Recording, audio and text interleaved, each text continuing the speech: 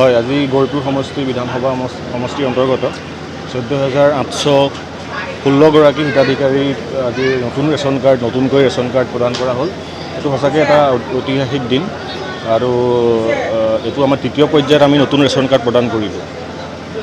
আজি গোটেই অসমতে প্ৰত্যেকটো বিধানসভা সমষ্টিতে এই অনুষ্ঠান অনুষ্ঠিত কৰা হৈছে। সেই অনুযায়ী আমিও গৌৰীপুৰ বিধানসভা সমষ্টিত আজি এই প্ৰগ্ৰেম অনুষ্ঠিত কৰিলোঁ। অতি পৰিতাপৰ বিষয় যে ৰেচন কাৰ্ড আচলতে দিয়াৰ নামত কিন্তু বিভিন্ন জেগাত ধন সংগ্ৰহ কৰাৰ অভিযোগ উঠিছে, ভিডিঅ' ভাইৰেল হৈছে।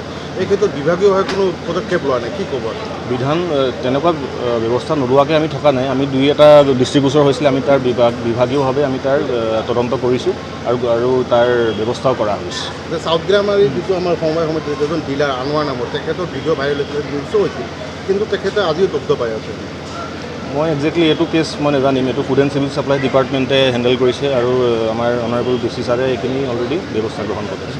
নিশ্চয়কৈ আজি প্ৰগ্ৰাম যিটো আছিলে অন্তৰ্দয়া চাউলৰ কাৰ্ডৰ নতুনকৈ সংযোজিত হোৱা 14,816গৰাকী আমাৰ 7 নং গৌৰীপুৰ সমষ্টিত নতুনকৈ আমাৰ এই আঁচনিৰ অন্তৰ্ভুক্ত হ'ল।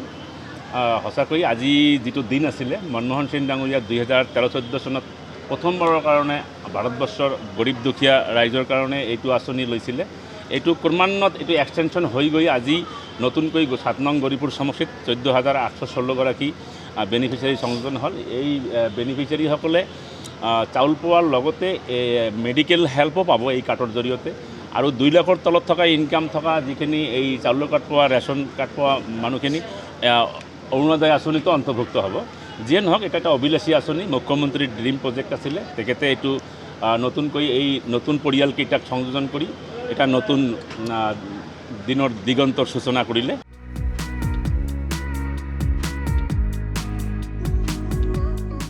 হয়, আজি গৌৰীপুৰ সমষ্টি বিধানসভা সমষ্টিৰ অন্তৰ্গত 14,816গৰাকী হিতাধিকাৰী আজি নতুনকৈ ৰেচন কাৰ্ড প্ৰদান কৰা হ'ল। এইটো সঁচাকৈ এটা ঐতিহাসিক দিন আৰু এইটো আমাৰ তৃতীয় পৰ্যায়ত আমি নতুন ৰেচন কাৰ্ড প্ৰদান কৰিলোঁ। আজি গোটেই অসমতে প্ৰত্যেকটো বিধানসভা সমষ্টিতে এই অনুষ্ঠান অনুষ্ঠিত কৰা হৈছে।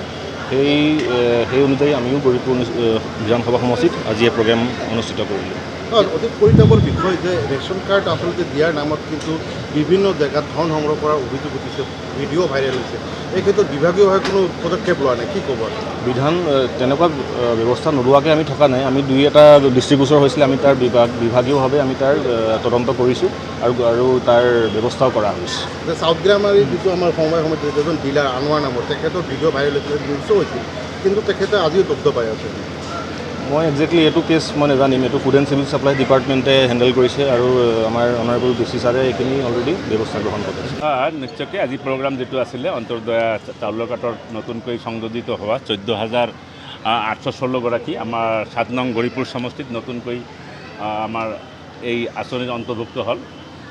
সঁচাকৈ আজি যিটো দিন আছিলে, মনমোহন সিং ডাঙৰীয়া 2013-14 চনত প্ৰথমবাৰৰ কাৰণে ভাৰতবৰ্ষৰ গৰীব দুখীয়া ৰাইজৰ কাৰণে এইটো আঁচনি লৈছিলে। এইটো ক্ৰমান্বয়ে এইটো এক্সটেনশ্যন হৈ গৈ আজি নতুনকৈ 7 নং গৌৰীপুৰ সমষ্টিত 14,816গৰাকী বেনিফিচিয়াৰী সংযোজন হ'ল। এই বেনিফিচিয়াৰীসকলে চাউল পোৱাৰ লগতে মেডিকেল হেল্পো পাব এই কাৰ্ডৰ জৰিয়তে।